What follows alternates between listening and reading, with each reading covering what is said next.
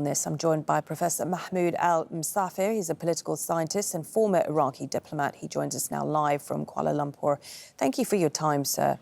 Anniversaries are often a time of reflection. As an Iraqi yourself, how do you look back on the war? Did you welcome the American intervention at the time? And how would you describe what happened in the years after that? Okay, thank you very much. Thank you for having me in your program. What I can tell in this 20th anniversary that today everybody is sad of what happened before, no matter who was welcoming or who was not. I myself, I did not welcome that. I was a diplomat living a very good life, although the blockade and embargo affecting me, my family, all of my people around me. But we had at the time, we have peaceful life. We have life of lower standard of living due to the embargo, but still the Iraqis, they can get the basic needs through a very good program by the government led by the Minister of Trade at that time.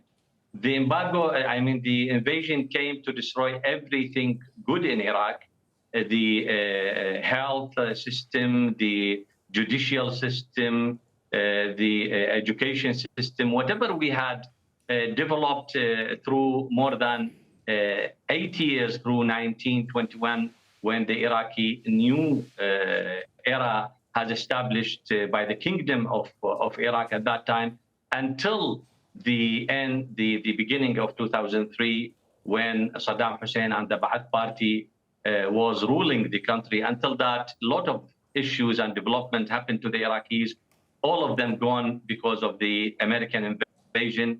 That invasion, which was based on any ethical or judicial basis at all.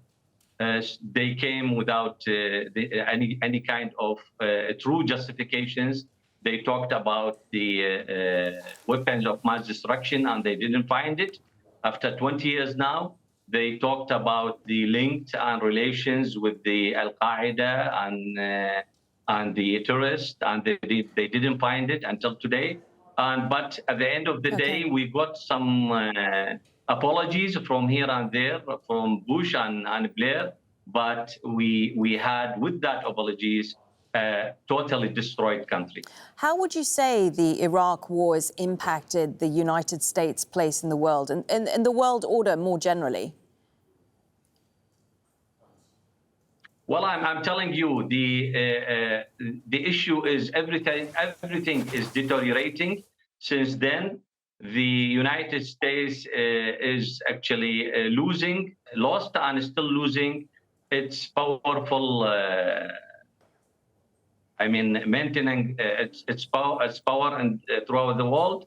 And we don't have a real Security Council that can maintain the peace in the world now. After that, definitely we saw a lot of kind of wars came into through no basic of ethics or any kind of world terms and conditions or rules. Okay. So that's why I saw that the whole, I mean, the entire region is facing a big problem with the terrorists since then. Sure. Because of that let me ask you more specifically about today, Iraq today.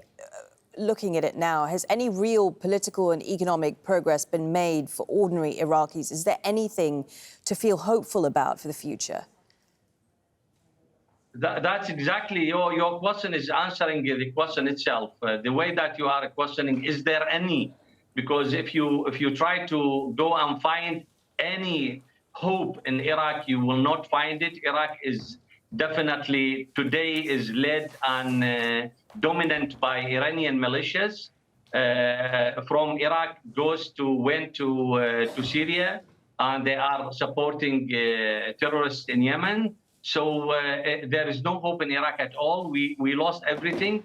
Today, Iraq with no clean water, no electricity, no health system, no good health system, no good education system. That's why it is no hope at all with what's happening in Iraq. the people who are governing Iraq is stealing all the resources. Everybody knows about it. The United States, the United Nations, all United States allies. Everybody knows what's happening in Iraq, Okay. but unfortunately, nobody wants to take the responsibility and bring back the rights to the Iraqis that they have lost since 2003. Okay. Professor Mahmoud Almsafir, really good to get your perspective, political scientist and former Iraqi diplomat, speaking to us there from Kuala Lumpur. Thank you.